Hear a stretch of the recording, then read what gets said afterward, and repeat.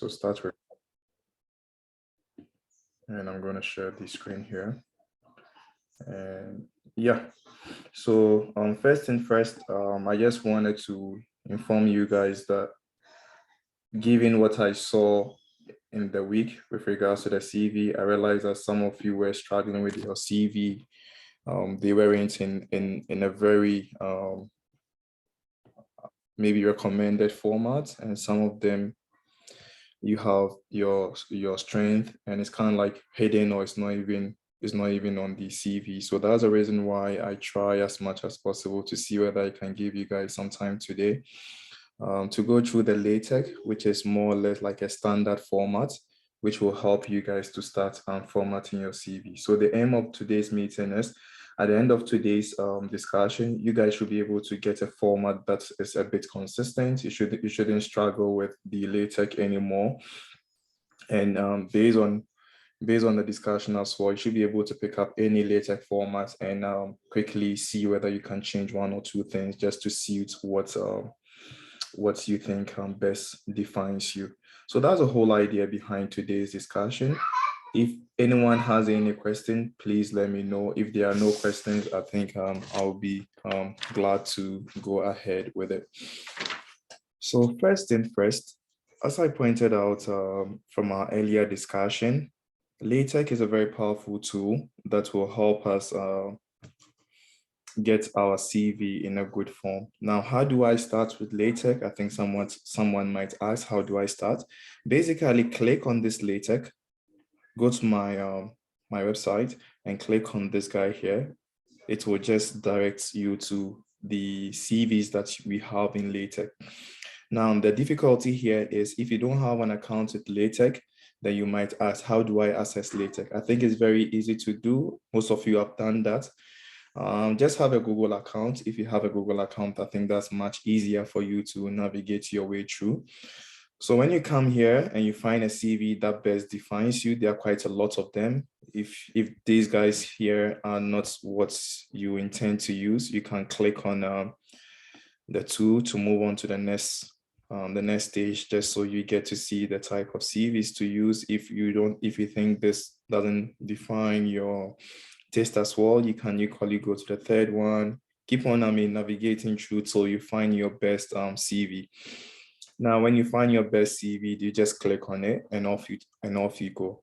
So in my case, I think we might want to use this one for today's discussion, this guy here. So we clicked on it, and when we click on it, you just click on this section which says open as template.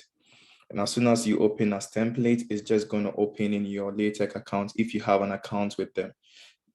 Or as I said, even if you don't have an account with them, you can still use your Google to access it. So that's one thing I wanted to point out before we start.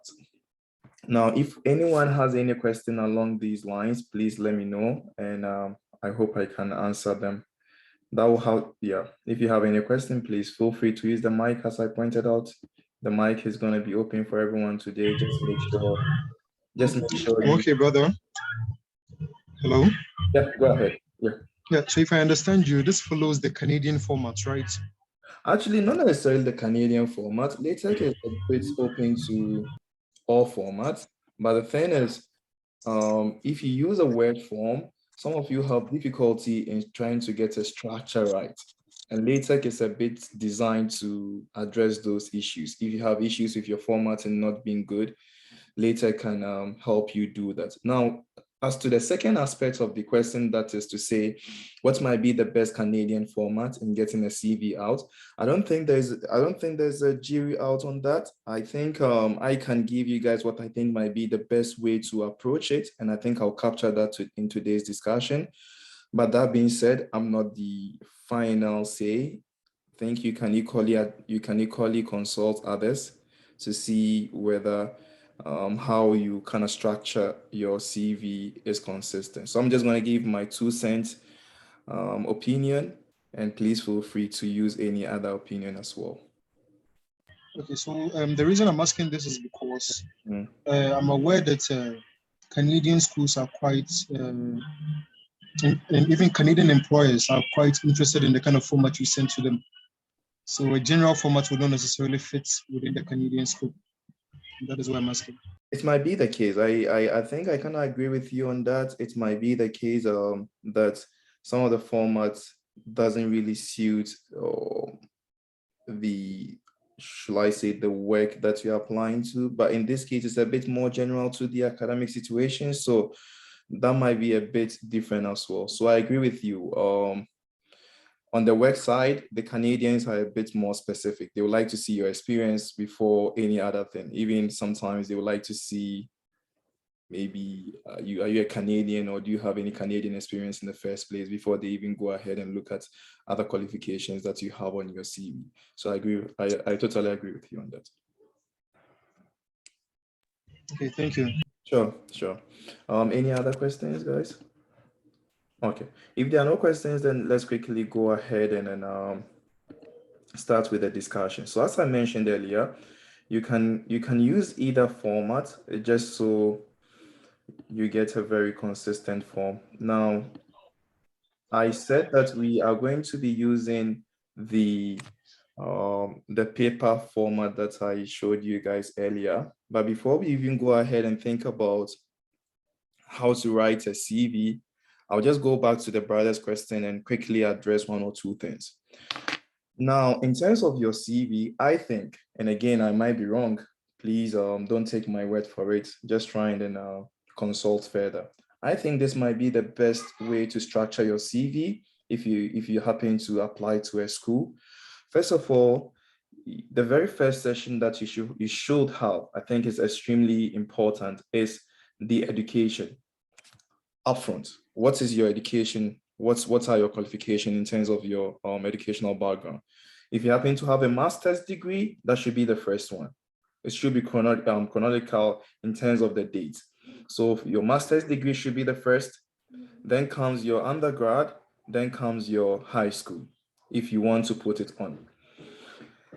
So in terms of the dates, again, it should be 2020, then anything relating to 2020, 2019, then anything related to 2018, so that following that format. This is extremely important. So first and first, the first section here is your education. Now, this might be a bit, some of you might find it a bit strange in terms of the skills, where to place your skills. I'm personally of the opinion that placing your skills upfront is equally important, because some of the programs that you try to get into, for instance, if you want to get into economics, they would like to see how versatile you are in terms of you addressing issues of data. And issues of data, this is where the software skills really comes in. Do you know how to use Python? Do you know how to use R? Do you know how to use Stata? These are softwares that might help you. Now, if you don't have any of these experiences, then that's going to, cause some issues here and there. If you're into statistics, these are pretty much powerful tools that they expect everyone to know. So you mentioning it upfront might give them the confidence that indeed you are someone who is up to date as to what's going on. Now, given that we are going to be dealing with LaTeX today, I think at the end of today's discussion, if you're able to really follow the video and design your CV accordingly, you can place LaTeX as part of it and start learning it. Now, some of the skills here, you might know some basics. You don't necessarily know everything about it. It's good you mention it. And because we have some time from now to like maybe June next year, you can still keep on polishing your skills along those lines. So skills, I believe, is very important. And as to where to place it, I think it might be upfront, but please feel free to put it somewhere else as well if you don't necessarily agree with me. Now, in terms of the skills itself, you can see there is the program part of it, which is the softwares that I mentioned. And there is also language part of it. If, for instance, your program is pretty much heavy on communication, then you might want to bring up front what are some of the language skills that you possess. Now, those of us from Africa, we have quite a lot of language skills compared to Canadians or those in the West. They just speak English and nothing else. But we have the luxury of speaking English, maybe Arabic, maybe Tree, maybe Hausa, maybe any other native language that we have. So it's equally important that we mention it. So that's going to be the second part of it here in terms of your skills. Now, if you understand a language that's not really proficient, you can equally state the level that you find yourself. If it is English, I believe everybody is proficient. You might write proficient. If it's Arabic and you can read and write and understand some basics, you can say advanced or intermediate. If it is French and you just started, you can say beginner. So these are things that you can equally mention there. Yeah, I'll try and make the recording available. I believe the recording should be on. Let me see. Okay. Yeah, so this is what I believe might be the best approach in terms of you bringing your language up, your skills up front. Now, the next aspect of it is you trying to make sure they understand that indeed you are coming for a master's program, and the fact that you are interested in a master's program implies that you are interested in research. So some of the research that you have, please place it here. So either thesis or research, just place it here, and you can just define it moderately, not too much. You know, you can equally give them access to the research paper or whatever you are working on. Now, this is the third one, and I think most of you did not really pay attention to this. The teaching experience is very important. After your research comes your teaching, because you are coming here and as part of your funding, they would like you to be a teaching assistant where you assist with teaching and assisting with professors. Now, if you have teaching experience as a TA in Ghana and you fail to mention it, and I think it's just going to be to your detriment. So if you have any teaching experience after research, just mention your teaching experience and maybe mention the list of courses that you assisted with. So that will be the next one. So just make sure you mention the courses as they come along. Now, the next one, the next one happens to be the academic awards and scholarships that you might have gotten in the past. So just feel free to probably mention those as well. And if you have a scholarship and you just say, I got a scholarship and you just keep quiet, that's not enough. Some of the scholarships are just based on should I say sympathy or probably your financial situation. So someone will go like, hey, this is an endowment, so you get this endowment as part of the scholarship. Some of the scholarships are equally merit-based. So if you got your scholarship based on the fact that you were the top student in that particular cohort, mention it. So if it's a merit-based scholarship, make sure you distinguish it from a non-merit-based scholarship. So that's going to be extremely important as well. Then comes your work experience. If you have any related work experience, you can equally mention it.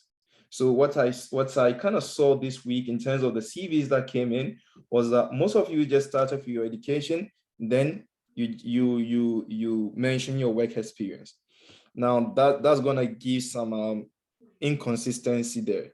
So trying to bring these guys up front tells them that you are someone who is a bit more suitable for a graduate program.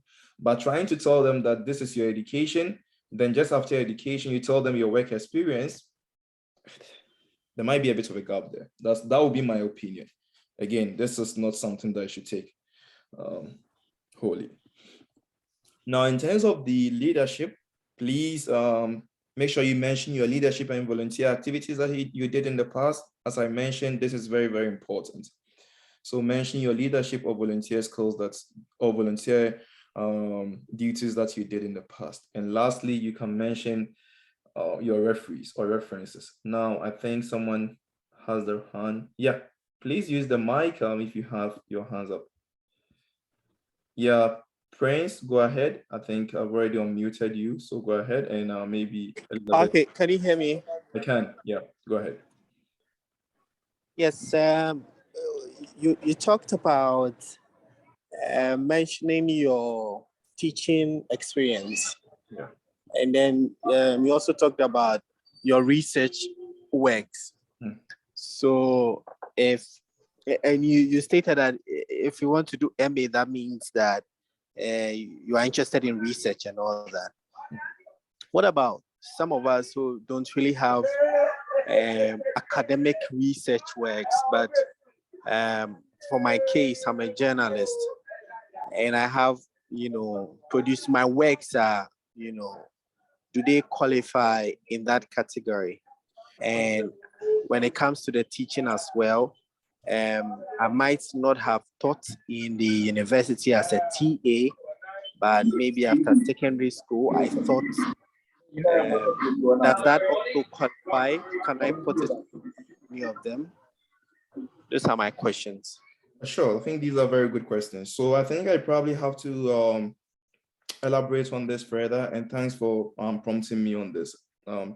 So in terms of your research, primarily this might be what I mentioned earlier, be it your thesis or be it any other research that you have done. But in your case, given the fact that you are a journalist, I think some of the things that you might want to mention are the publications or some of the works that you have done. So it's not necessarily something purely on maybe methodologically based stuff. If you are going into communication and you have some experience as a journalist, then for sure this will qualify as part of your project, and you can equally mention them. So I think that's one thing I probably have to mention. Now, if you did not teach in the university and you taught in high school, I think these are equally good opportunities for you to mention. Remember, you mentioning your teaching experience is not only about teaching, but it's about your rapport or your communication skills with people, and that's something that they strongly look out for. They don't want to bring in a student who can hardly talk to a group of 3 students, right? So anything related to teaching, regardless of the level, I think it will be a good avenue for you to exhibit it or to write it. Prince, let me know if I've answered your question. If there are any missing, if I've missed something, please let me know before I move on to Eduse. That's okay for me. Thank you very much. You're welcome. Now, Eduse, please go ahead. You can use the mic if you have any question. Okay, thank you very much. And please, I would like to find out if for the publication aspect, which section should we put it? As in, does it come under the right after the research experience, or we should put it under the skills? I want to know exactly where to put such publications. Yeah. Thank you very much. You're welcome. So if you do have any publication, and this is a bit more advanced compared to someone who just came from undergrad, he or she might not have something related to publication. But in your case, Eduse, yours might be a bit different. If you have publication and if you have ongoing research, this is how to structure it. Here, you just write research experience or research. You might just take away this guy and then just make it research experience. Then here, there are 3 ways of going about it. That might be a bit more advanced. So sorry guys, to those who are in the undergrad or just finished undergrad, this might be a bit advanced. For the case of Eduse, this is what you do. You go with the first one is called published work, right? Then you mention the list of your publications with the link to those publications. Then you go on to the work in progress. So basically, if you are someone who is already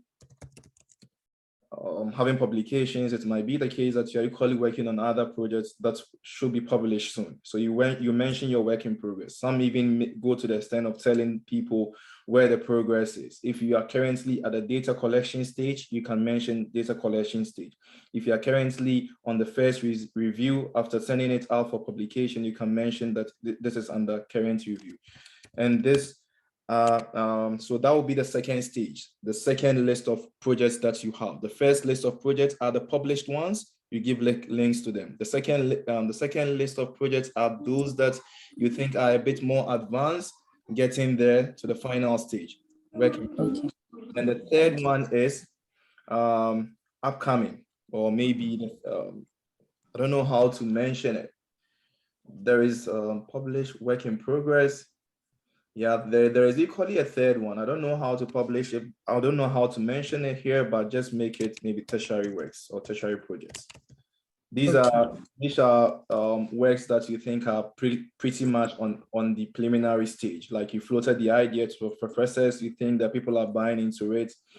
You have a small group of students that you presented it to, they gave you feedback, and you are just about starting it. So these are second and tertiary projects. So you mentioned, those are the three questions. Okay, thank you very much. And also, please, for the, let's say for someone like me, if I have any leadership position, if I've ever held any leadership positions, like let's say I've been a course rep for several programs, and maybe back in high school, you've been a prefect and all those things, where exactly do I put it under the CV? Here, it will be under leadership and volunteership, but we need to be a bit more careful. If you are just graduating from your undergrad, then putting things related to your high school might be relevant. But if you are moving from master's to maybe a PhD, then your high school information might not necessarily be relevant. So that's one thing we should keep on mind. Okay, thank you very much. I'm sorted. No. Now let's quickly go on to the formatting as we mentioned earlier. Yeah, so this is basically high level how to approach this CV. Now, if you are interested in writing the CV, when you open the template, there are files that you can use. So this is my file, for instance. Let me see which one works best. Yeah. So the file that you see with .tech should be the file that you use. The file that you see here with .cls, please don't touch it. So two things. Files that have .tech on it are the files that you can use and format your CV. Files that you see .cls, please don't touch it. That might be a bit more advanced if you're interested in changing the structure. So that's what I would like to point out before we start. So if you open your LaTeX, so let me go back to it. If I open my LaTeX, I'm just going to start from scratch again, just so we are all on the same page. So you come to my website, you open the LaTeX template, then you go with the one that you might be interested in. So in my case, I'm interested in the one with that says Peppa Pig. I'm going to click on Peppa Pig. Now, when I click on Peppa Pig, there are a couple of options here. There's going to be open as template, there's going to be view, and there's going to be download PDF. You have to open as template, the green one here. That will take you automatically to your account if you already have an account. If you don't have an account, don't worry. Just use Google to do that. So when you open it, there are three aspects to it. The first one is the one on your far left. That's where you see the .cls and then the .tech. As I mentioned earlier, don't touch the .cls. Don't touch it at all. Just go and then work with the .tech. So you open the .tech and you see things here. Now, if so that's the first part, the one on the far left-hand side. That will be the instruction there. Now, when you click on it, you tend to realize that there is a middle page there. With this middle page, it basically tells you where to work from. So if you want to make any changes, you have to use the middle one. This guy here, that says the source here, this guy. Now, everything you do on this middle, it will be transferred to the far right-hand side, which is where you find the .pepper, right? You find it here. Now, if you, for instance, you make a change on the CV and you want to see how the change looks like, you just have to click on recompile. As soon as you click on recompile, it's going to recompile everything for you, and it will be done automatically to the far right-hand side. Now, let's start with how to format this CV. So again, We're gonna start with the resume side.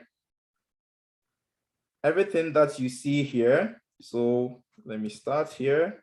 Everything that you see from here, from the top hand side, which is from here upward, might not be necessary. So you can forget about those ones for now. So from the very first line to line 27 thereabout, please forget it. Now you realize that there is a Peppa Pig here. Basically, Peppa Pig is the name that we want to have on the CV.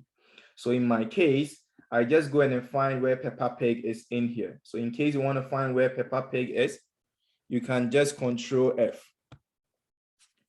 As soon as you do Control F, it will tell you where to find the Peppa Pig.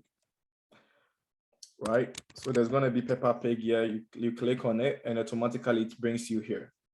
Now, I'm not interested in Peppa Pig because that's not my name. And if that were to be my name, I would have changed it. So this is my name, Farouk Abdul-Salam. So I just go write Farouk Abdul-Salam here. Right? So that's my name. Now, I've done the very first change to this CV. Now, what do? I just go ahead and click on the recompile. As soon as I click on the recompile, what you realize here is my name has appeared on the CV. That's the first change that I've done. And you can see clearly that Farouk Abdul-Salam has appeared on the CV. That's the first change. If there are questions, please draw my attention. This is going to be open session. If there are any confusions anywhere, please let me know before we even go ahead. Now, that's the first change. Now, what you realize here is you need to make the second set of changes. Here, you realize that the person has a GitHub account, the person has a link to his IO or something related. You might not have this. The only thing that you might have related might be the email address, which everyone should have as of now, and maybe your location. So you go back to this template again. You look carefully. You realize that the very first thing we mentioned here was the GitHub account, which you don't have. You don't have the GitHub account. So you go here, you do Control F and find where to locate the GitHub. Okay, you realize that this is where the GitHub is. So everything from here to here is related to the GitHub, and you don't have it. So what you need to do here is to delete it. So I've deleted it because I don't have it. Then I quickly check, recompile. Hey, so you realize that it's no more there, right? So the GitHub account, I don't have it. I deleted it, it's no more there. Now, I realize that Peppa Pig has a certain account.io as well, which I wouldn't have in the first place. So I go in, I check where to find it on this template.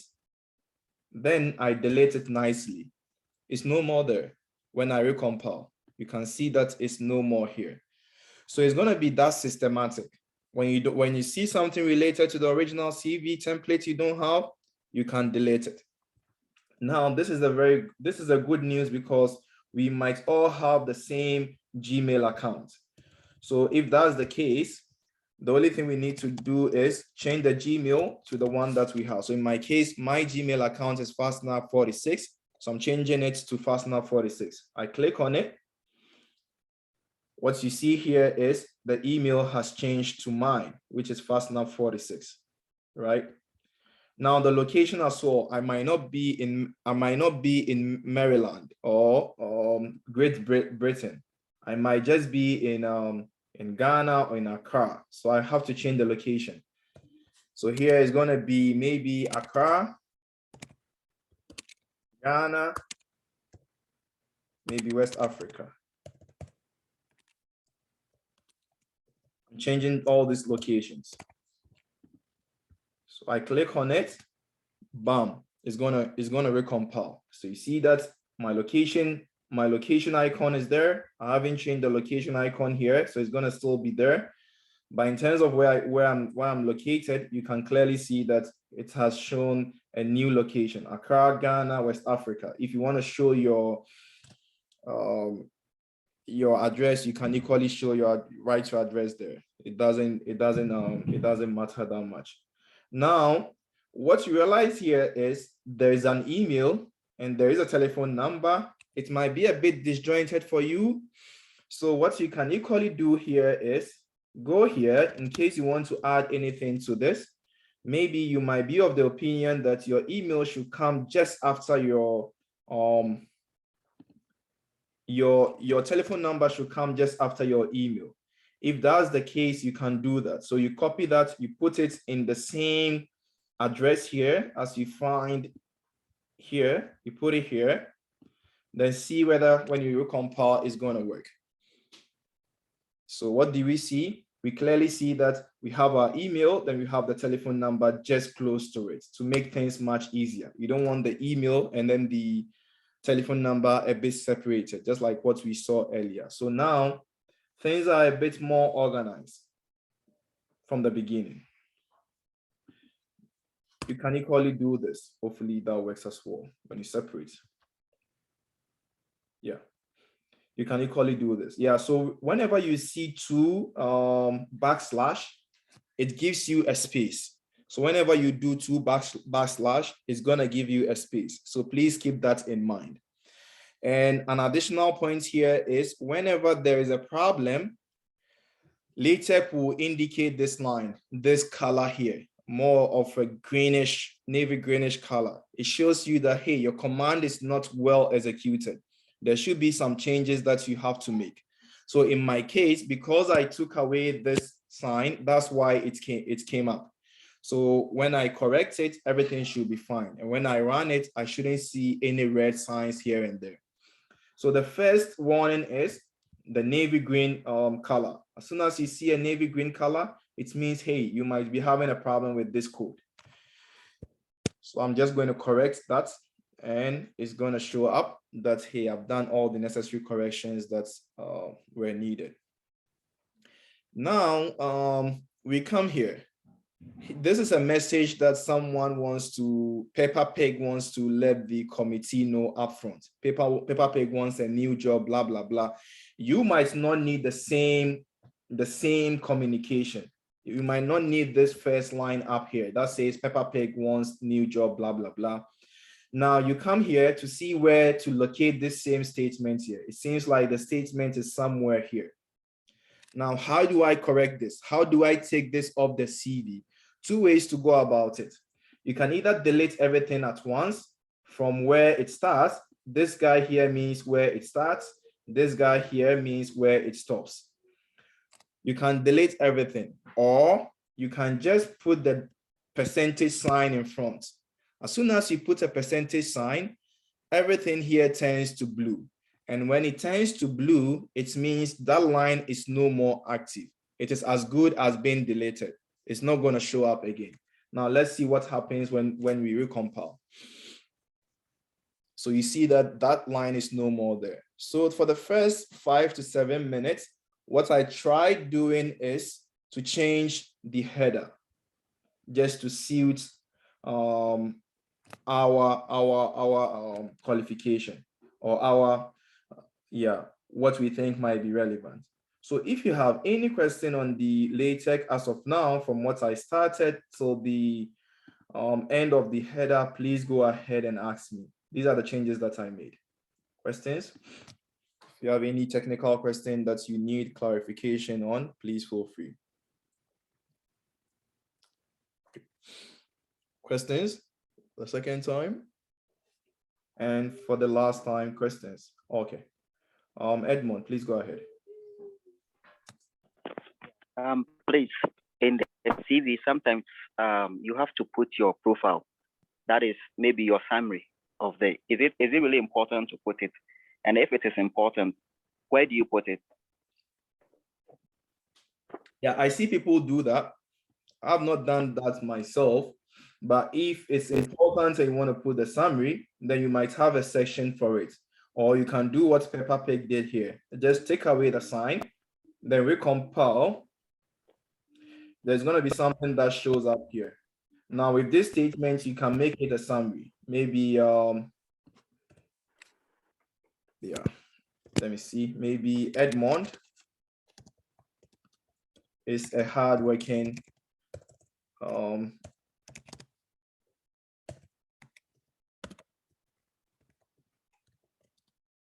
student. You can put it here. Just change what paper pick did here and maybe put it here. Yeah, as part of the statements. Yeah, you can equally put it here in front. But I don't do that because I believe that everything about yourself might be in the statements of purpose. So you leave styles that are not equally relevant from the CV and make it as crisp as possible. Edmond, please let me know if you have further questions on that. Okay, I'm okay. Okay. Yeah, so back Thank to you. you're welcome. So I think that was a very good question. I see people do that a lot, as in they put in their summary who they are as part of the CV. Now I'm of the opinion, and it might be a strong opinion as well, that this is not relevant because everything about yourself is in the new document, which is the statement of purpose. So you repeating the same information on two separate documents might not be ideal. We only put stuff in the CV that might not be necessarily captured in the statement of purpose. Any additional question, guys? Please, if you have question, please just raise your hand. Hopefully I can have a look at it and then so assist you. Trying to see a sample of what Edmond, yeah, so this is a sample of what Edmond mentioned. So here, so this is an example. So let me open this. Yeah, I think some of you might be a bit lost with the question, but yeah, so let me take a minute or two to open this. Let me see. Not this one. Yeah.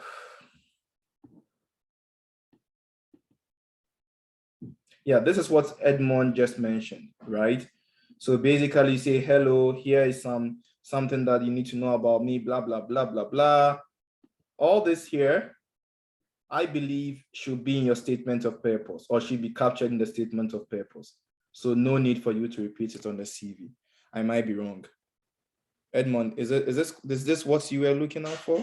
Was it this guy here? Yeah. So that's yeah, that's what I just wanted to point out. Yeah, Edmond, go ahead. Edmond, you want to use the mic? Okay. So we're gonna mute it. Yeah, so we're gonna go ahead with the CV. So again, just make sure that whatever we've done from the first up until the end of the header, you understand what we did.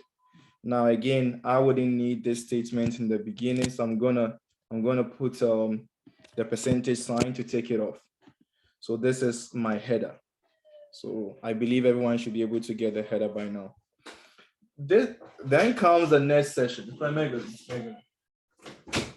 Then comes the next session. The next session is about the education, right? So this is the education that we find here.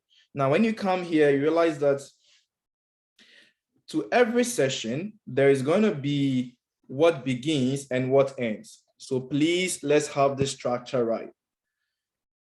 So you might have several sections. Just make sure you understand how the sessions are. So I'm going to delete everything from here to here. We don't need it. So first thing first, we begin a session. And here, the first session is education. The second session is skills. The third session is research experience. When you come to LaTeX and you want to see how that goes, the first session is education. We begin with a session and we end with a session. The second session is skills. We begin with the session, we end with a session. The third session, as you might have seen on the far right-hand side, is the research experience. We begin with a session, we end with a session. That's how it goes. So just get to know how the session works. Now, some of you were asking me that, hey, this is the template that I saw in LaTeX. How can I change the structure of the setting or the section? Basically, just copy it and paste it. Can delete sessions as you want. So let's start with the first one. The first session we find ourselves with is the education. The first one we find ourselves here dealing with is the education. Now with the education, you realize that there was blah, blah, blah, and that's not the name of your school. So what you do here is you change it. You take this one off and you write the name that suits you. So maybe University of Ghana. Then the name of your country, maybe Legon, Ghana, or maybe Ghana. Maybe Legon, Ghana, or just Ghana. Then the year that you started and year that you completed, you just do those changes here. You recompile to see whether it's been captured. So as soon as you recompile, you see that this has been changed for you. So University of Ghana, Legon, Ghana, it shows you when you started, it shows you when you ended the program. Then comes the next part. Which program did you do? So in my case, maybe I did statistics in economics. You write statistics and economics here. Then you write first class if you had first class, second class if you had second class. So first class, honors. Or in some cases, because they're first class, people might not know what a first class is. They might know it as distinction. You can equally write distinction there. Now, if you make that change, you realize that it's been captured here clearly. Statistics, economics, first class honors. Maybe statistics and economics combined major, something like that. Yeah, I can just bring this one in front. Just, yeah, this is up to you. What you think might be the ideal way of going about it, just feel free to write it as you see. This is going to be statistics, economics, first class, blah, blah, blah. You let them know. Now, ideally, you don't want the program that you did together with the class being in the same, like they are all italicized. You don't want it that way. So you might want to take away the italicized here, take it out. Basically, what the text IT means that you are going to italize. So when you take away the italize, your text will not be slanted as you see it here. It's going to be straight, right? So you can see that I just took away the italize and it's looking straight. Now I might want to italize my class just so I differentiate what my class is from my program. So first class, then I'm going to italize this. I begin the italize, I close the italize. It's very important. So you can see that your first class has been captured here, but this guy is italicized nicely. If you have any other program, you do the same thing here. Then we end with the session. If you have any questions on this, let me know. So we are done with the first part of it. If there are questions, please draw my attention. Edmond, do you have another question? Please feel free. If anyone has any question, please let me know.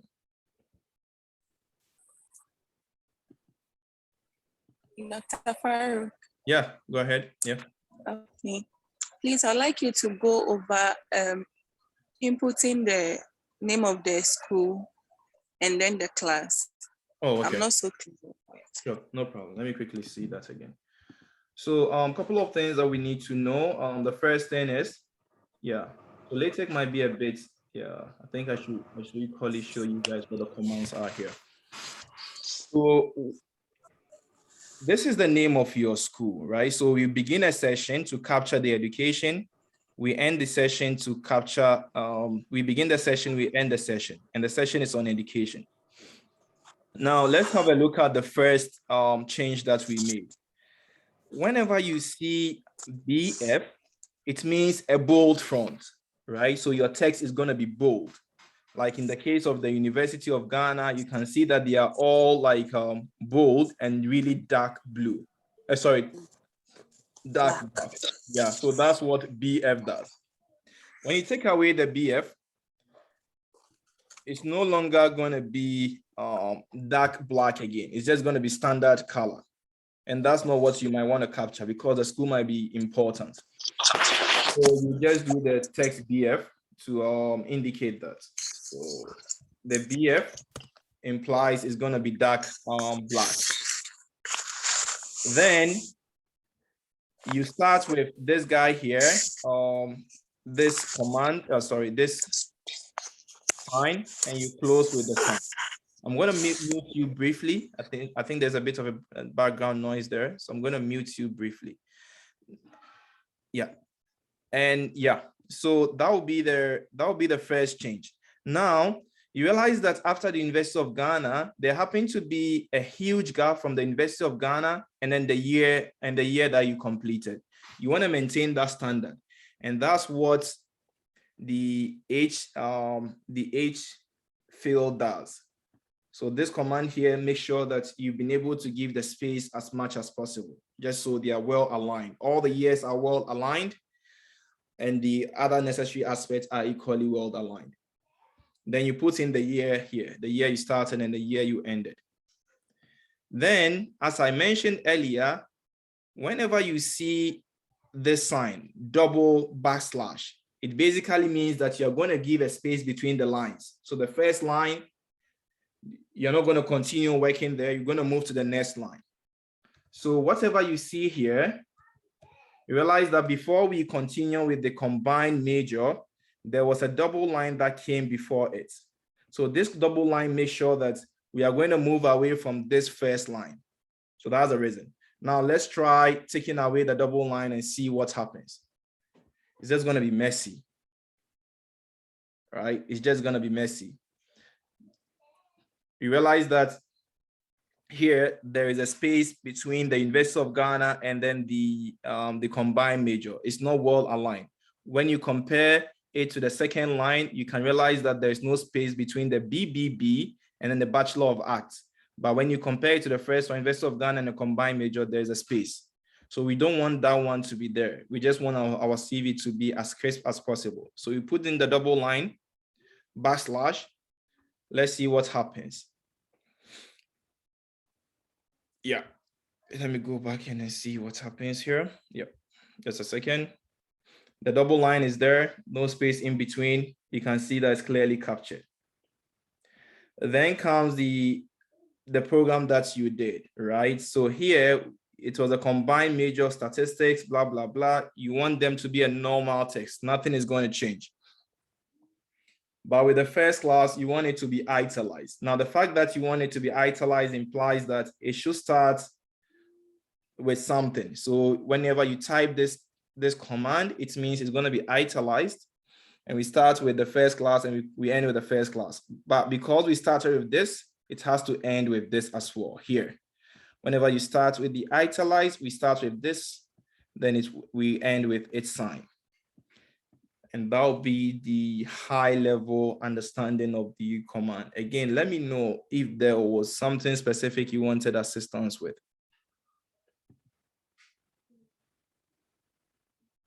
Yeah. Questions? Okay, brother. Yeah. Yes, I really understand this template very well, but if you could go back to the data science tech resume template, can you go back to that one? No problem. Sure. Okay. Okay.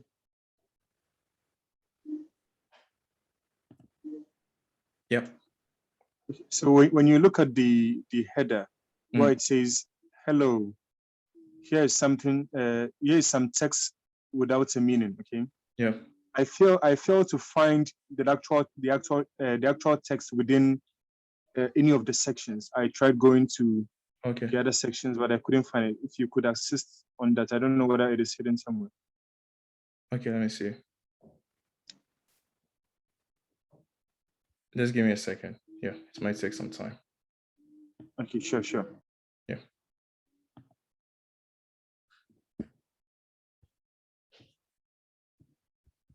Yeah, I'll take some time to have a look at it. Yeah, I should be able to get back to you. Should be fine. Yeah. Okay, sure. Then we can continue. Yeah, sure. I'll have a look at it briefly. Yeah. So back to your question. Do you have any concern now? Yeah, with the first command here. Was it Selma also who asked the question? Sorry. Yes, please. It's fine. Okay. Okay. Thank you. Sure. I'll send you guys the file that's we are going to be using today, or we're working on today. Hopefully, when you receive the file, just copy the file and replace it with everything here, and everything should be standard. And what will be left for you guys to do is to change the format. Yeah. So So the next thing we need to do here is to again quickly move on to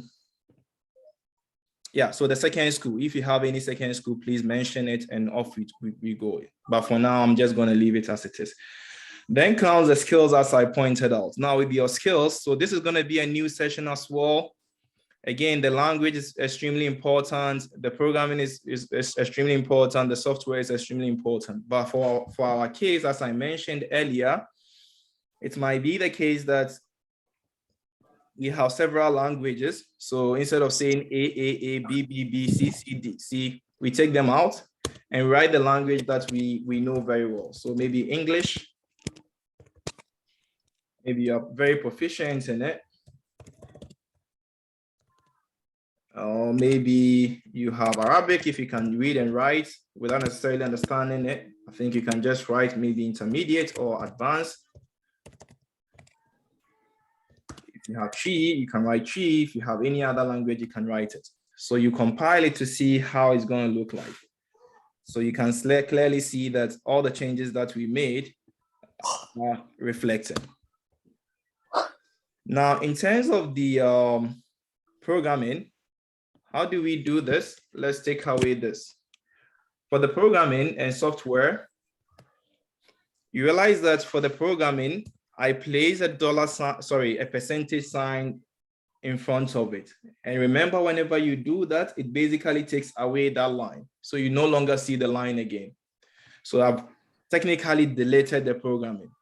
Now, what you can equally do here is to bring it back alive and put the percentage sign in front of the skills, because we don't necessarily need all these further details.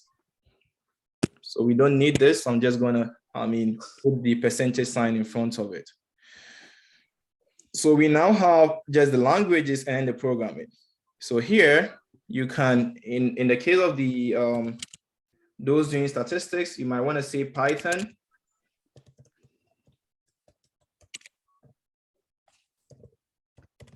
Maybe R, maybe Stata, maybe Word. And because we are doing LaTeX, you might equally want to write LaTeX here as well. Then you compile it. So what we see here is we have your languages clearly stated, and we have your skills clearly stated in terms of the programming. Now, I would rather prefer bringing the programming ahead of it, depending on where you are. If, for instance, you are in the arts general and you think languages are pretty much important compared to some programming skills, then you bring your languages ahead. If you are in the arts with math, then bringing the likes of Python and the rest might be extremely important. So that will be the second session. If you have any questions on this, please let me know. Questions? Yeah. Is there anyone? Yeah, Hamida too, please go ahead. Please, I want to know if there is an undo function and undo command in LaTeX. There is. I think it's Control Z also. Yeah, I think there should be Control Z. Maybe, let me see. Yeah, Control Z. It will undo it. Command, I'm using Apple, which is Command Z, but in your case,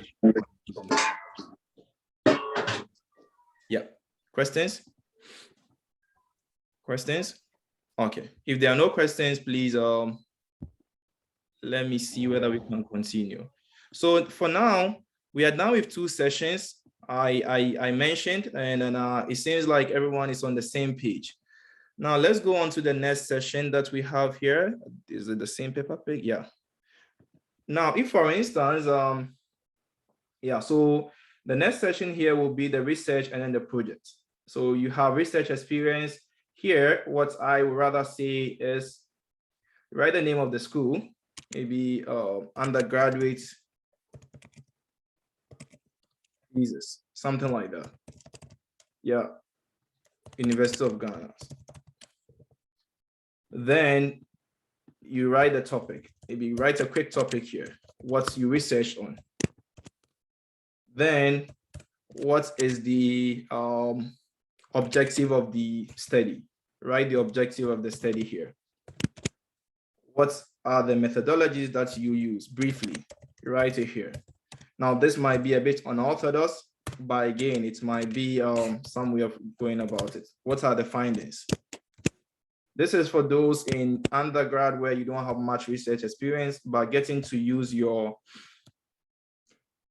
thesis or whatever term paper that you write, just so you give them a high level understanding as to what went on, might be equally important. And then the last thing might be who supervised your work, something like that. Yeah, so we have this here. So when you click on it, you realize that your research experience is here. It has your undergrad thesis, University of Ghana or University of Winnipeg or whatever university that you attended. Then you state your objective, like what's the topic, what was the objective, what was the method that you use, and what was the findings. One line, just high level stuff. If you have any additional study, you can equally copy this guy here and paste them here. And off it goes. Yeah, you keep on doing that. So yeah, so you cover all the respective projects that you worked on. Now, if you have questions on this, please let me know. I think I had one template to show you guys on this. So just give me a second. Yeah, I'll come back to this question very soon. Let me see. Do I have it here? I wouldn't be in a position to. Yeah, it's not here. Yeah, it's not here. It's not here. Yeah, I will try and find an example that I showed earlier.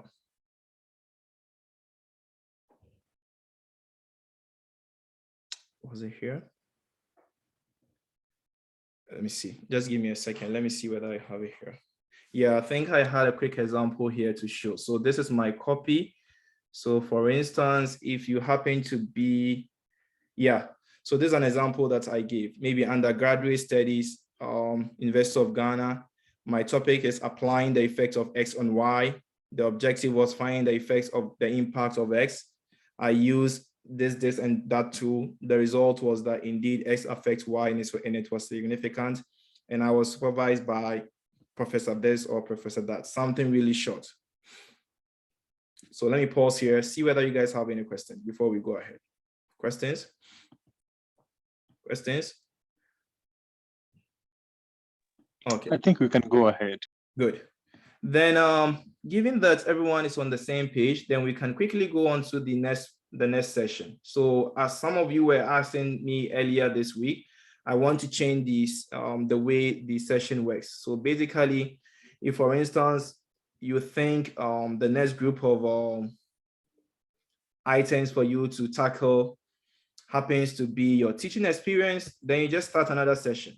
Very, very simple. Just copy what you have and paste and start with the session. So I'm just going to add a new session here, which is teaching experience. To do that in a very simple way, just copy the entire section from the beginning to the end, copy it. Now paste it just underneath, change the header from research to teaching.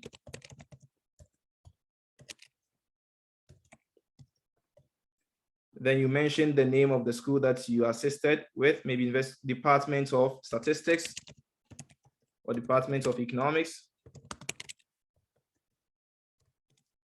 Mention the year, then you mention your role. Maybe you were a teaching assistant.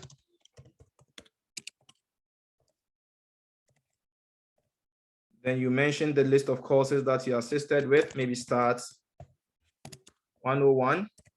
Please put the code there. It's very important. If you say advanced statistics, you put the code there for them to know the level. So sometimes putting a code like 401, get to know, you basically signal to them that this was an advanced class, which is a 400 level class. So it's very important you do that. If there are any other courses, you write it there. If you don't need any other session, you just delete it. If you have more than 2 schools, you do the same thing. You copy it and paste it. So let's see what comes up here. So you can clearly see that at the end of the day, we have the research here, and we have the teaching experience coming up. So let me take away this guy here. Yep. Just give me a second. Yep. So we should have these guys popping up, and this is what we have here. So your teaching experience is there, your research experience is there, everything is coming as we so wish to have it. If you have any question, please let me know. Now, this is how we continue with the CV. Copy, we paste, we copy, we paste, we change the format, high level. So this might not be sufficient for you to understand everything, but I hope it will be a good starting point for most of you. So what I'm going to do here is to copy a template that I created and make it available on my website. When you go see that template, just come here, control everything here, delete it, then paste the new template here. When you paste it, it's going to show in a way that you want it to show. So let me pause. If you guys have questions, please let me know. Edmond, please go ahead. Let me see whether I can answer your question. Yes, please. I have 2 questions. The first one is about the skills section. Yeah. Sure. Sometimes you see in some TVs that there are other skills like communication, writing, research, and other things, leadership skills. Is it appropriate to put them also, to include them in the in that session, like apart from the ones that the language and then the programming?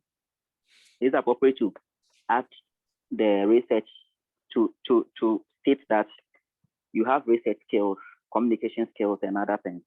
That's my first question. Or you have to, you just have to exclude them from the CV. That's my first question. Okay. And then my second question is, I didn't begin with you, so I don't know the app that you are using for the editing. So please, could you let me know the app? Oh, the app is Latex, right? So Latex is when you go to my website, you can see the link to the to the tool, which is Latex. Just click on this Latex template, it will just move you directly to it. And these are the list of CVs that you can equally work on. And you can work on them when you have a very good understanding of Latex. So for now, we are just using the basic Latex template, just so we all start on the same note. And hopefully, as you guys advance, you might want to use a different CV template just to work on it. So yeah, so back to your question, is going to be Latex. Now, the first part of your question, which is to say you have a good writing skills, you have good communication skills. I think these are pretty much embedded in your activities, as Prince asked earlier. Either you happen to be a journalist, which is writing based, and it's pretty much heavy on writing. So if you have some writing samples to show, you don't necessarily have to tell us that you are a good writer. They can assess your writing skills based on your work. If, for instance, you are claiming to be a good communicator, you don't necessarily have to mention that. If you're a good communicator, it will show in the number of conferences that you presented, in the number of teachings that you've done in the past, and other related communication duties. These are ways of you showing how good you are in terms of communication. But specifically saying that I'm a good writer, I'm a good communicator, I don't think that cuts it. But again, I might be wrong. Any follow-up questions? Okay. Thank you very much on that. Yeah. And the next thing is interest. You say that in some CVs you have them there, but when you were given the outline, you didn't talk about that. Is it not important? It's important. It's important you state your interest, but again, your interest is aligned with the program that you're applying to, right? So here, this is mostly undergrad stuff. Students here are mostly from their undergrad studies, and the fact that you're applying to a program related to statistics or program related to economics basically tells them that you are interested in economics or you are interested in statistics. You coming out of your undergrad, we don't necessarily believe that you have a strong preference, because there are a couple of courses in economics that everyone takes. There are a couple of courses in maybe statistics that everyone takes.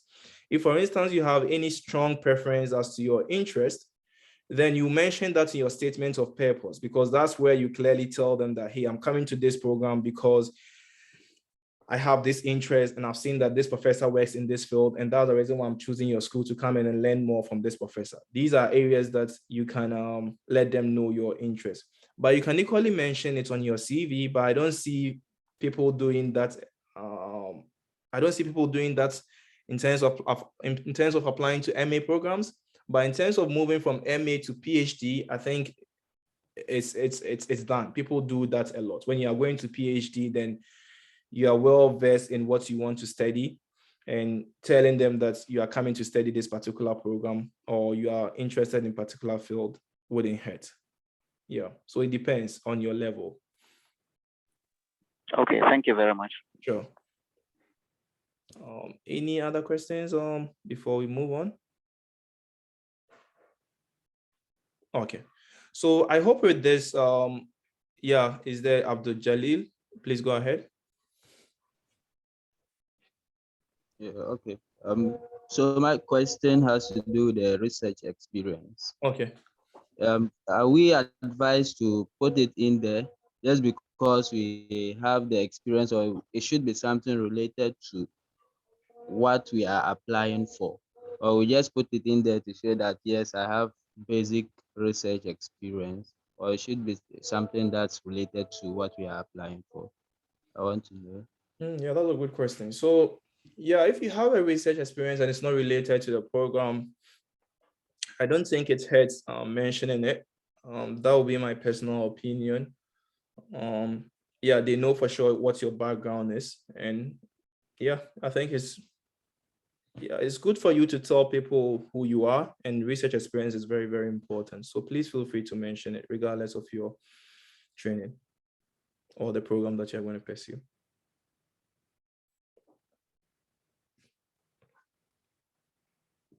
Any other follow-ups? Yeah, Fidelis, go ahead. Fidelis, go ahead.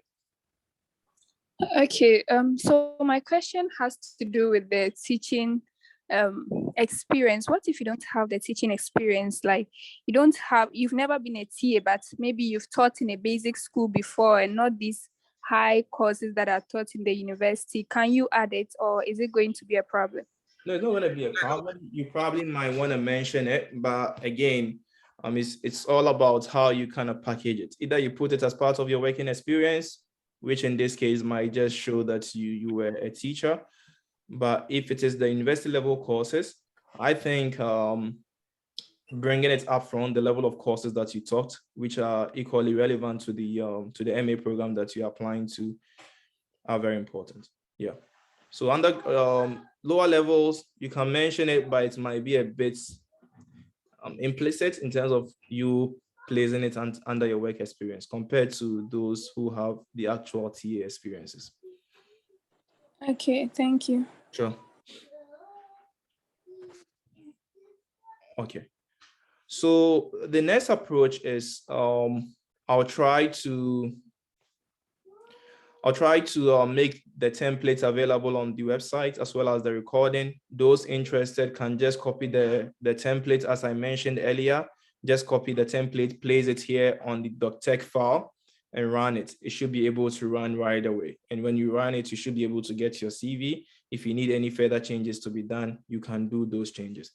Now, with those who were shortlisted, I realized that most of you had tight deadlines during the course of the week. So I was able to quickly review your applications, and then I was able to submit about six of you. Now the issue here is I realized that most of you were coming from the arts general. So with the arts general, as I mentioned earlier, it's very, very competitive because there are a lot of fields there, and most of you had the first class and most of you were shortlisted. So for now, your field, those in the arts general, I believe we are just about exhausting that field. At least almost like 6 of you so far from the same field have already submitted. So if you are within that category, I think it's a bit too tight for now. If you're within that category, it's a bit too tight. Those in the other field, please complete your application. If I don't see any submissions from the other field, then I'll be tempted to move my funds or the money to those in the arts general, because most of them are really ready to submit. But the issue there is I don't have enough funds to support them because I already exhausted it. So if you're in the business, nobody from business so far. If you are in the science, nobody from the science so far. If you are in the arts with math, I think 2 people so far have already shown that they are almost there. So that's also getting competitive. Those in the business, please try and get your applications done. And those in the sciences, please get your applications done as well. Those in the arts with math, as I mentioned earlier, 2 people almost done. So I'm gonna be left with 4 spots. Just make sure you get your spot if you are shortlisted. And those in the arts general, I think it's almost exhausted as of now. Questions, please. Okay, Brother Farouk. Yeah. Okay. I have been trying to. Okay, so I just want to know where will it be more convenient to reach you? Is it through your mail or through WhatsApp? Because I sent you a mail about 3 or 4 days ago, and I still haven't gotten a reply from you. I think the reason why I kind of made the WhatsApp number available is to help with direct communication. Unfortunately, with the email, I either lose. Yeah, I sent it via WhatsApp actually. Okay, then I'll have a look at it. What's the name again? Sorry. Okay, so the number ends with 043, but the name is Abdul-Jalil. Okay, I'll have a look at it for sure. Okay, sure. Any questions, guys? Any Dr. Farouk. Yeah. Please, I want to find out, those of us in Hajia Fozia's group, are we going to be assessed by her alone? Like, you are not going to have anything to do with our documents, application process or anything? For sure. Yeah, so yeah, for Hajia Fozia's group, I think she's in charge wholly. The reason why I kind of delegated it to her is I wasn't able, I just couldn't access all documents. It's just too much, almost 100 of you, and unfortunately my time wouldn't allow. So when I reached out to her, the agreement was that she's gonna do everything. So I don't want to interfere in that decision. Oh, okay. Yeah. All right. Yeah. Thank you. Sure, you're welcome. Any further questions? Sorry, guys.